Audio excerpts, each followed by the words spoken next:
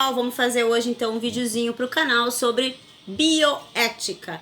Então eu fiz algumas anotações, então volta e meia eu vou dar uma olhadinha para cá, porque eu preciso lembrar de tudo que é para falar. Muito bem. Bio, grego, bios, vida, ethos, relativo à ética. A ética, o comportamento humano, a forma de agir correto dentro daquilo que é estabelecido para cada profissão. O que é esse estudo da bioética? Ele é interdisciplinar. O que significa isso? Significa que vários componentes fazem e formam o estudo da bioética. Quais são eles? Ciências biológicas, ciências da saúde, filosofia, que trata da parte da ética, e o biodireito, né? E o direito, quando ele vem falar sobre o biodireito, que é o direito, então, a questão de administração da responsabilidade sobre a vida humana. A bioética não deixa de ser uma forma de administrar todos esses relacionamentos que a gente tem quando se trata da vida humana. A bioética, ela tem algumas regrinhas, vamos dizer assim, né, que criam então esse conjunto de valores que são necessários observar dentro dessa relação com a bioética. Quais são eles? A benevolência, a vontade. Eu preciso ter vontade de fazer as coisas. Vontade porque eu quero, vontade porque me é exigido aquilo dentro das técnicas que eu aprendi. O equilíbrio, as leis em conformidade com a minha moral. Isso é um dever quando se fala de bioética. Inovação. Toda tecnologia que se agrega no momento de inovação, de inteligência artificial, deve ser utilizado para fortalecer essa relação e o cuidado com a vida humana. O respeito entre a vida e o respeito do direito de morrer, né? O desejo do paciente, claro que esse desejo do paciente é dentro de uma análise, né?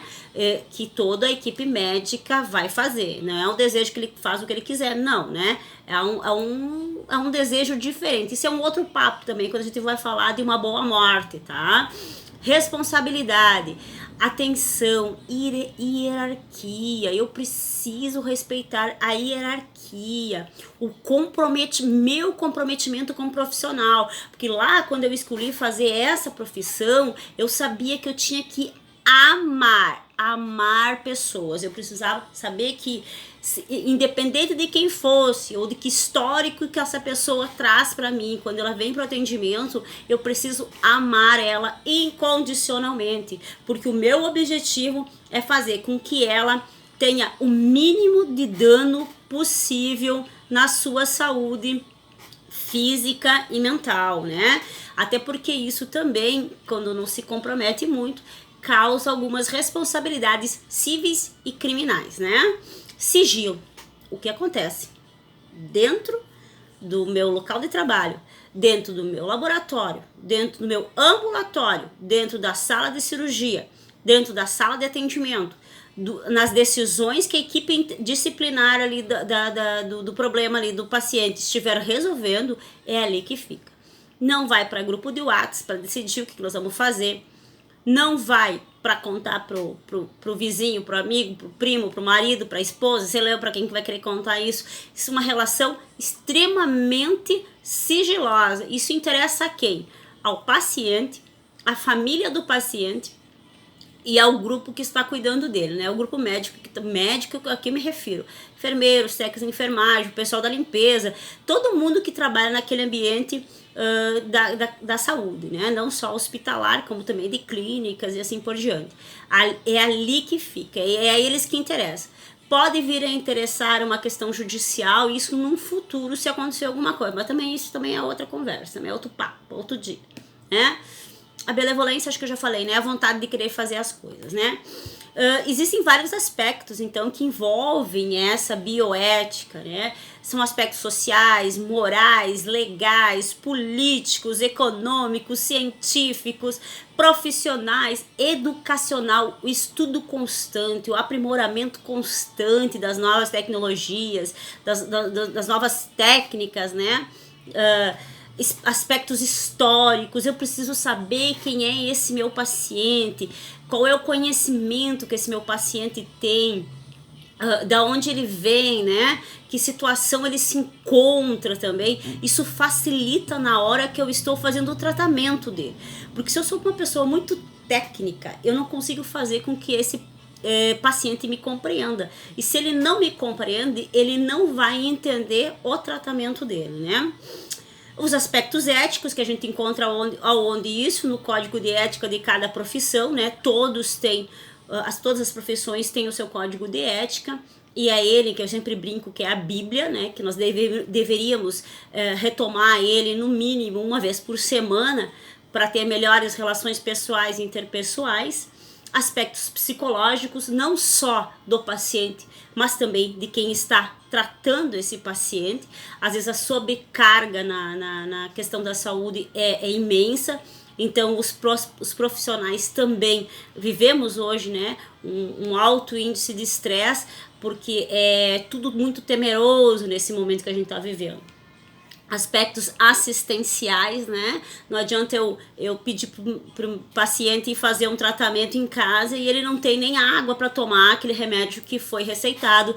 Então também é uma questão de o que é que se encontra perto, uma questão de assistencial, biológicos, ambientais, culturais e espirituais, que às vezes acaba barrando, se encontrando lá no judiciário, né? Mas isso já tem coisas bem consolidadas. Também é assunto para outro momento.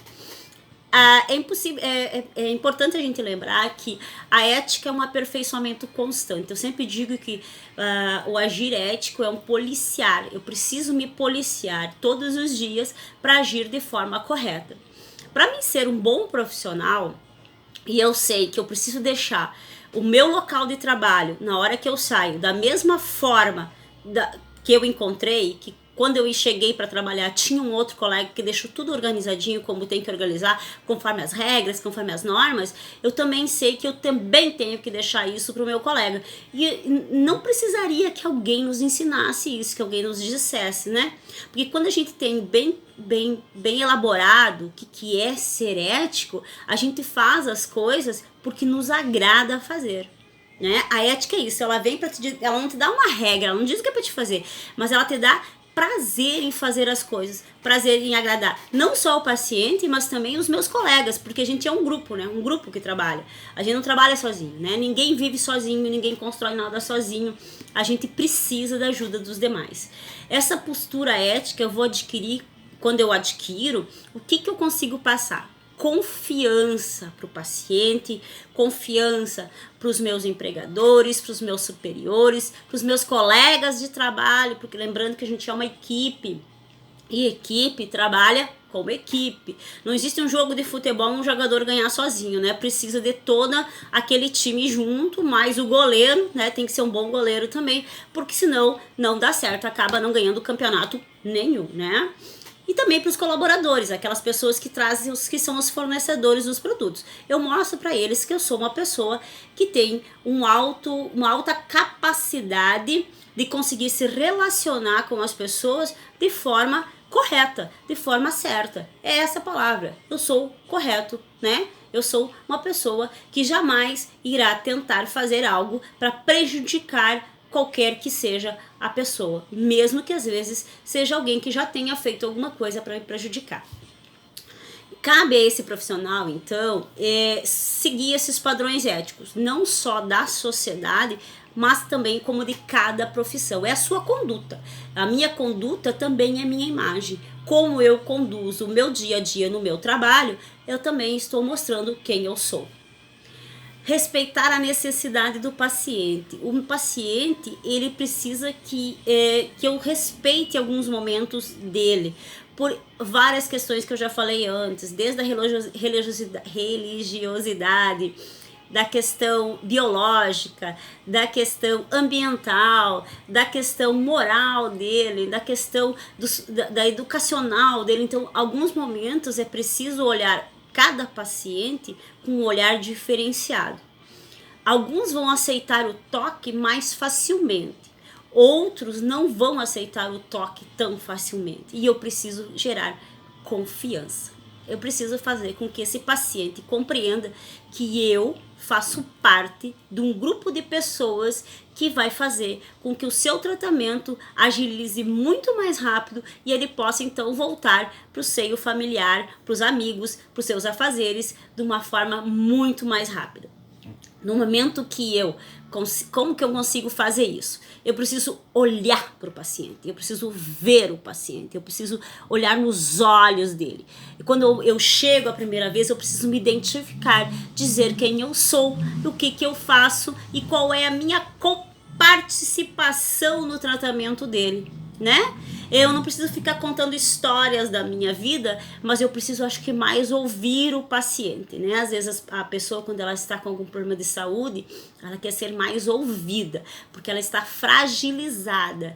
É um momento em que a gente se sente totalmente frágil, um momento em que as pessoas, não só as outras pessoas, como a gente também, se sente impotente. E não há nada pior do que se sentir impotente.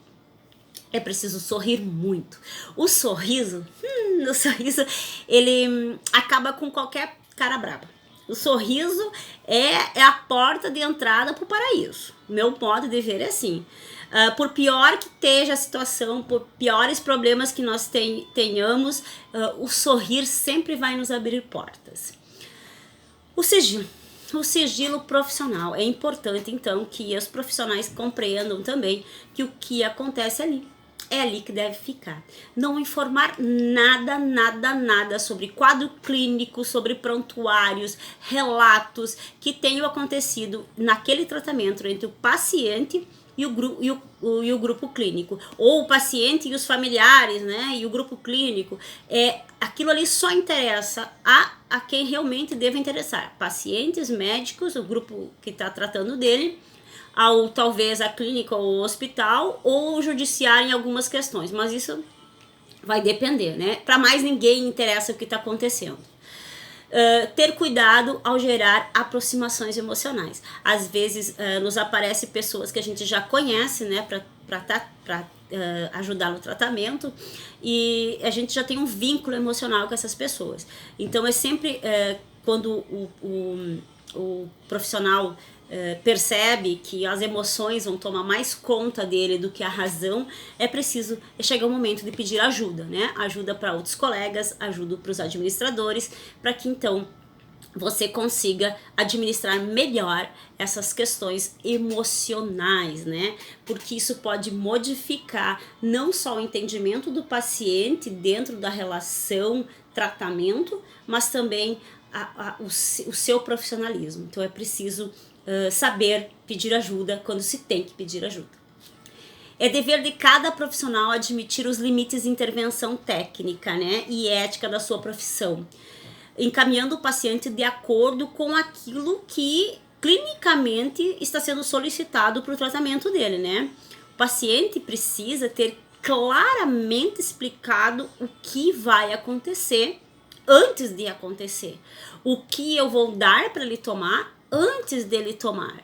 E esse falar deve ser claro, preciso, compreensível. Como a gente brinca, se tem que desenhar, a gente vai ter que desenhar. As palavras técnicas, elas são importantes dentro do grupo técnico.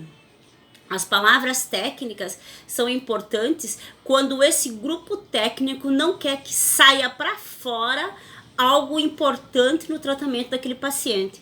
Mas quanto ao paciente, eu preciso falar da forma mais precisa e clara e ser compreensível. De que adianta um profissional em qualquer área mostrar altamente conhecimento técnico, falar técnico, se o seu paciente ou o seu cliente não entendeu nada do que ele está falando? Pode ter certeza que essa relação não vai dar certo por muito tempo. Primeiro, porque a pessoa vai se sentir muito mal por não ter entendido nada do que aquele profissional falou. E segundo, o fato dela não ter entendido nada do que o profissional falou, ela vai procurar um outro profissional que fale a língua dela. Nada mais natural, porque se é a gente também faria isso. O que você quer com uma com um profissional que você tá pagando ele para fazer algo para você que você não entende o que ele fala, né? E se eu não entendo o que você fala, eu não vou fazer o que você tá me pedindo para fazer, porque eu não entendo nada do que tu tá falando. Simples assim. Ter cautela ao comentar entre pacientes. O que aconteceu? Ah, mas o seu João estava aí semana passada internado? Ah, isso aí passou rápido para ele. Seu João logo já saiu. Tá, mas agora que nós estamos atendendo é o seu Pedro. E o seu Pedro não é o seu João, né? E assim por diante. Por quê? Porque o seu João não tinha diabetes. O seu Pedro tem. Então são situações totalmente diferenciadas. Se faz isso muito com criança, né? Quando a gente tá querendo fazer comparativos, não se compara nada com ninguém e ninguém com nada. Não se compara as pessoas. Cada um é cada um, ponto. Foi, partiu, vai para outra. Crianças, mas olha ali, ó, o coleguinha tomou a injeção e não chorou. Por que tu vai chorar agora, né? Não, quer chorar? Chora. Doeu um pouquinho? Doeu, mas isso é pro teu bem. E assim por diante. Ter um olhar sensível, acho que a sensibilidade é muito importante dentro do tratamento médico. A sensibilidade dentro desse relacionamento médico-paciente, técnico de enfermagem com paciente, enfermeiro com paciente, essa sensibilidade nos aproxima das pessoas. Quando eu me sinto amado, quando eu me sinto abraçado, quando eu me sinto cuidado, eu sinto confiança. E é isso que eu preciso, que o meu paciente tenha confiança. Porque esse paciente não é do doutor tal ou da doutora tal. Esse paciente é também lá do pessoal do técnico de enfermagem, é lá do pessoal da enfermagem, é lá do pessoal que faz toda a limpeza, se não tiver uma boa limpeza dentro do ambiente hospitalar e clínico, não há que se falar de uma boa saúde. Então, esse paciente é nosso, é abraçarmos todos como se ele fosse membro da nossa família. Isso que é um olhar de sensibilidade. É preciso também que o profissional tenha um bom relacionamento com todo o quadro clínico e toda a equipe interdisciplinar. Eu não posso ter desavenças com qualquer um que seja. As desavenças a gente resolve. A gente não protela esse tipo de coisa, não procrastina problemas. A gente resolve problemas. A gente escuta o outro e o outro tem que ouvir a gente falando. A gente tem que mediar esses conflitos para ter um bom relacionamento dentro do local de trabalho, que é essencial. Os pacientes percebem, hein? As pessoas percebem. Aquele que vai lá só para ir visitar alguém percebe essa homosidade, né? É homosidade, eu acho, né? Eu não sei. Tá, depois eu vejo. Mas esse mal-estar, vamos dizer assim, né? Esse mal-estar entre as pessoas. Não enrolei a língua. Nunca se desconsidera nunca se desconsidera nenhum colega de trabalho. É importante que a gente perceba que os colegas de trabalho são tão importantes quanto eu sou. Se algum colega de trabalho pode ter algum problema pessoal que não quer trazer para dentro da empresa, para dentro da clínica, para dentro do hospital, e eu preciso respeitar o tempo.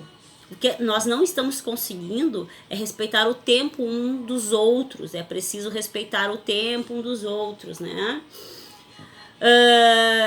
Algumas titulações, a hierarquia, ela deve ser respeitada dentro desse quadro clínico, dentro dessa relação multidisciplinar, dentro desse grupo de profissionais que atua naquele lugar, né? Fora que seguir normas legais e as leis estabelecidas, né? Pelo Código de Ética e também as leis do Brasil, né? Essas precisam ser respeitadas. Para finalizar, eu considero bem importante a gente dizer uma coisa, que todo profissional precisa ter empatia e humildade. Se eu não tenho humildade em pedir ajuda, se eu não tenho humildade em reconhecer que eu não sou sabedora de tudo, que eu não consigo saber tudo, que tem coisas que eu vou precisar de ajuda, se eu não consigo ter essa humildade, eu não consigo ser um bom profissional. Eu não consigo dar tudo aquilo que eu tenho para dar. porque nós temos muito para dar. Nós, como profissionais, a gente estuda, a gente passa por um curso, a gente passa por uma faculdade, a gente passa por pós-graduações, né? E eu preciso mostrar esse profissional que eu sou. A cobrança diária é muito grande, né? E eu preciso desenvolver ferramentas. E uma das ferramentas que eu acho mais importante é a ferramenta do diálogo. Por pior que seja a situação, por mais estressante que essa situação seja, o diálogo entre a equipe, o diálogo individual facilita essa troca de conhecimento, facilita esse carinho, essa empatia entre todos aqueles que fazem parte de uma equipe multidisciplinar na obtenção da saúde humana. Fica aqui meu forte abraço e a gente se vê no próximo vídeo.